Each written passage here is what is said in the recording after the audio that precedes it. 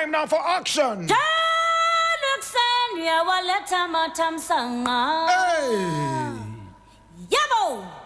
Now, if you are watching us on Facebook, now you will see something very important here. Now, the photograph is more than just beautiful. Oh my God. This is a very beautiful painting.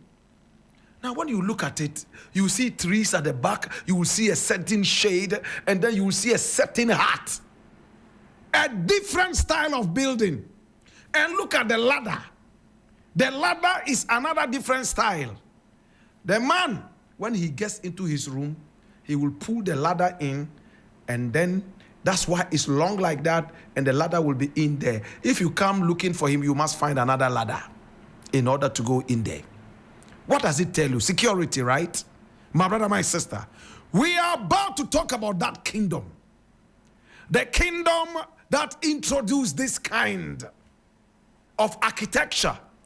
The kingdom that became so powerful. The Kénédougou kingdom.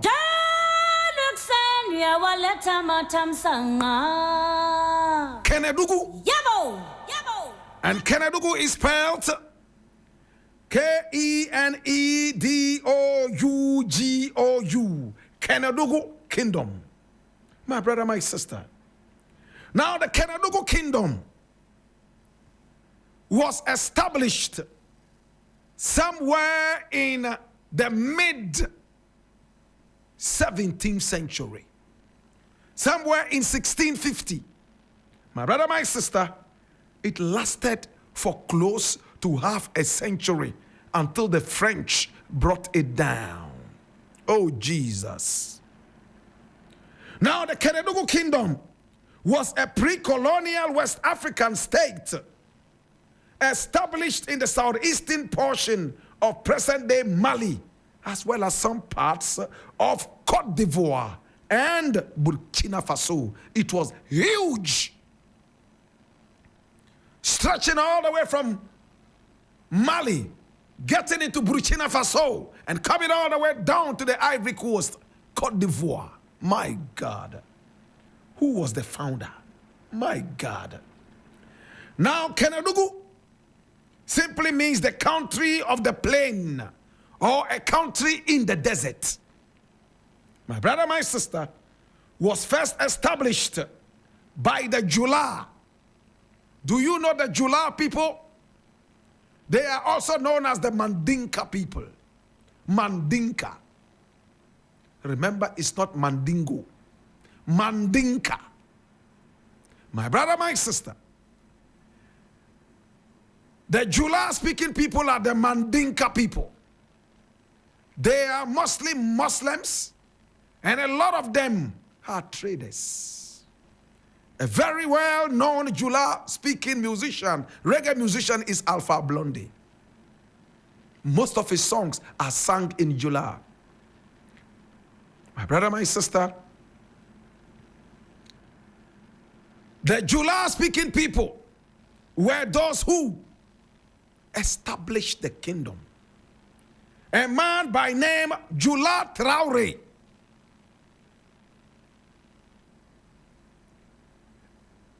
who belonged to a clan of the same name, Jula Traoré. My brother, my sister, established this kingdom. How was it done?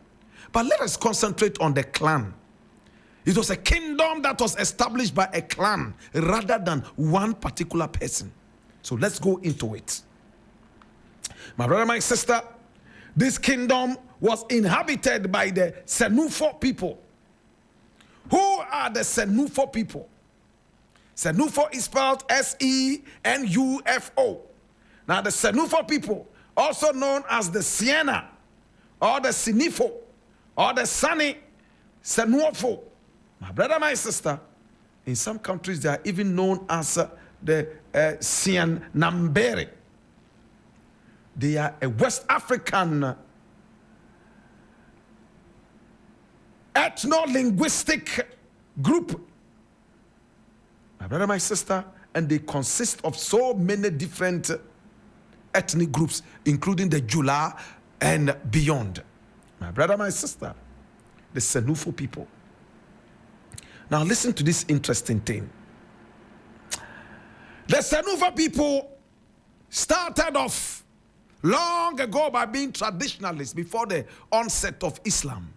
They were traditionalists. And they came in contact with Islam. They fought so hard to stay away from Islam because they wanted to continue with their traditional practices. Therefore, they came at odds with Muslims from the north. Kénédougou adopted some Mande practices, such as the royal titles of farmer. And Mande is the same as Mandinka. So originally, this group known as Senufo, which is an ethno-linguistic group, a group that has so many different languages merged, in fact, and dominated by the Jula. My brother, my sister, ended up taking one culture, the culture of the Mande, the Mandinka. They started this kingdom. Hey. Now listen. Remember, I started by mentioning Jula Traore. Now let's get a little deeper into this as we close this segment. Now, according to legend, the Traore family originated in Botola, near Kankai. How many of us remember Kankai Nyame? This is the Kankai we're talking about. Kankai is the largest city in Guinea, where Kwame Nkrumah used to go and consult a certain spiritualist. And Ghanaians decided to call whatever this man gave Kwame Nkrumah as Kankai Nyame. My brother, my sister, Kankai is now in Guinea. At the time, it was all part of the great Traore dynasty of the Kénédougou kingdom. Hey. Now, a local seer at Kankai predicted that were they to sacrifice their aunt and go east, they would establish a powerful dynasty. They refused to kill their relative for ambition. Even as other passing seers repeated the same prophecy. One day the aunt in question was told about the prophecy. In order to benefit her family, she prepared herself for sacrifice and committed suicide. When the family heard the news, they buried the aunt and traveled east. And that was when the Kénédougou kingdom started. Kankai is noted for juju and traditional practices. And Nkrumah used to go there a lot. Kankai Nyame. K-A-N-K-A-N. Kankai Nyame. So a very powerful seer told the Traore family, led by Jula Traore, that hey, if you kill your auntie and move towards the east, you are going to establish a certain kingdom. It will be so powerful. And everybody would get to hear of you. You shall be wealthy. But they refused to do that for an ambition. One day, somebody told their auntie, this is what a seer has said. She said, but why are you wasting time? I want my generation to be better and generations yet to come. We have suffered a lot in the hands of the Muslims. She went ahead to commit suicide. She was buried, and then they went east. Down east, that was when the Kénédougou kingdom started coming up strongly.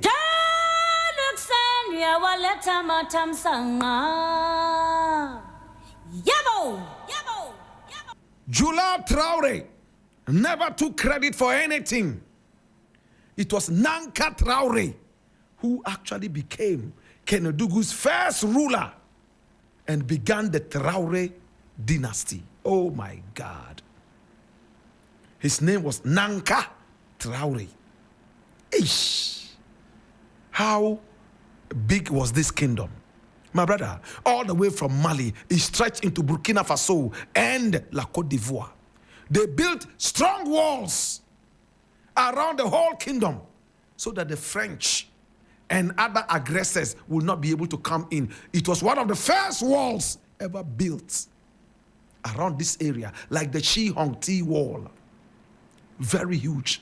And all their houses were built so long and high that it would not be easy to just attack them like that. Oh my God. Like what you saw at the beginning of this whole lecture.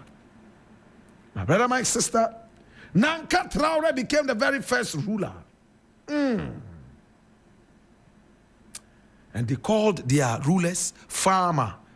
F-A-M-A. This is the building I'm talking about. Farmer means father. It also means ruler or leader in the Jula language. Hey. Business was very high. So many people wanted to become part of it. Eish. In the 18th century, Kénédougou was a far-flung extension of the Kong Empire. Do you know of the Kong Empire? K-O-N-G. The Kong Empire started in 1710 and it ended somewhere in 1898. It was also known as the Ouattara Empire or the Empire Ouattara. Hey, we'll find time and talk about this. It was another powerful empire. Before Hong Kong became Hong Kong, there was Kong Empire right here in Africa. Hallelujah. My brother, my sister, Kénédougou was at war at Bobo Dioulasso in today's Mali with their former overlords in Kong. And that was when, my brother, my sister, they conquered them, and the whole kingdom of Kénédougou became bigger and bigger. Now we are ending. Now the fourth ruler, or the fourth farmer of Kénédougou, we spoke about him yesterday, was called Tieba. Tieba had the most difficult time. It was around that time Samori Touré and his Wasulu Empire fighting the French and usurping lands started very powerfully. They built all these walls around. They did a lot of things to be able to protect themselves. But Tieba joined hands with the French to fight the Wasulu Empire, Samori Touré. He was poisoned at the end of the day, and when he died, his elder brother became the new king, Babemba Traore.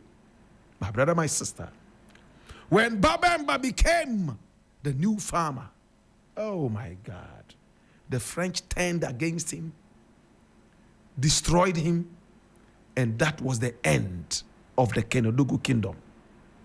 It was destroyed by the French. My brother, my sister, today we remember the great Kénédougou kingdom. Kénédougou was one of the last major holdouts against French ambitions in West Africa. The territory of the kingdom was assimilated into the colony of French Sudan and later into the country Mali. Now the memory of Tieba and Babemba are still revered to this day in Mali, as Tieba joined hands with the French and his predecessor, in fact, his successor, Babemba, his elder brother, fought against the French, who finally conquered the Kénédougou kingdom and brought it down. Today we remember you. Papa, you see a Kaikaimo.